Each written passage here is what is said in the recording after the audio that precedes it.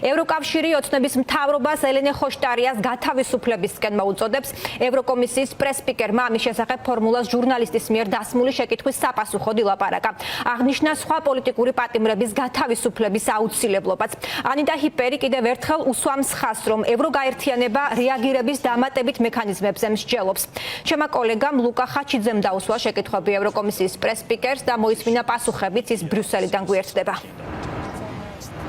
ევროკომისია ფორმულასთან საუბარში ადასტურებს, რომ ბრიუსელში აქტიურად მიმდინარეობს დისკუსია იმის შესახებ, თუ როგორ უპასუხონ ოცნების ანტიდემოკრატიულ ქმედებებს. ანიტა ჰიპერმა ასეთ მექანიზმებად ჩვენთან საუბარში დაასახელა პერსონალური სანქციები და ასევე უვიზო რეჟიმის შეჩერება. ეს უკანასკნელი, ანუ ვიზა ლიბერალიზაციის შეჩერება ახლა პრინციპში სამწუხაროდ ყველაზე რეალისტური სცენარია. ეს არის ევროკომისიის პასუხი ფორმულას კითხვაზე, თუ რას გეგმავს ბრიუსელი, როდესაც სახეზეა რეპრესიების გაგრძელება, მათ შორის უკანასკნელი ელენე ხოშტარიას დაკავების სახით. ევროკომისიის სპიკერმა ბლოკის სახელით ოპოზიციონერ პოლიტიკოს პერსონალურად გამოუცხადა მხარდაჭერა და მასთან ერთად ყველა უკანონოდ დაკავებულს ასევე გაიმეორა მოწოდება მათი გათავისუფლების შესახებ. ევროკავშირი დგას ელენეს და უსამართლოდ დაკავებული ყველა პოლიტპატიმრის, ჟურნალისტისა და სამოქალაქო საზოგადოების წარმომადგენლის გვერდით.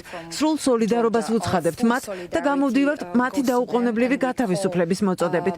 ჩვენი მხრიდან უკვე გადაედგა ნაბიჯები და განვიხილავთ გზებს და ვარიანტებს, როდესაც საქმე ეხება დამატებითი ზეწოლის განხორციელებას საქართველოს ხელისუფლებაზე იმ უზარმაზარი დემოკრატიული უკუსვლის ფონზე, რასაც ვხედავთ. უკვე დავიწყეთ ქმედებები ბოლო მინისტერიალზე, უმაღლეს წარმომადგენელთან ერთად დისკუსიებით დამატებით ვარიანტებზე, რა შეგვიძლია სანქციებთან და ვიზა ლიბერალიზაციის შეჩერებასთან დაკავშირებით გავაკეთოთ. პარალელურად ჩვენ სრულად დავწიეთ პოლიტიკური კონტაქტების დონე და შევაჩერეთ დახმარება ხელისუფლებისთვის, თუმცა გავზარდეთ მხარდაჭერა სამოქალაქო საზოგადოებისთვის.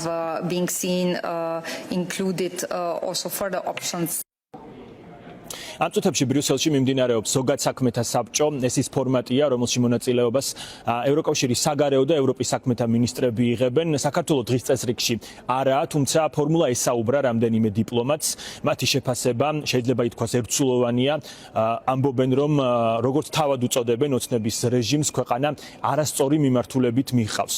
როგორია მათი პოზიციები, მინისტრების კომენტარებს ახალ ფორმულაში შემოგთავაზებთ 8 საათზე.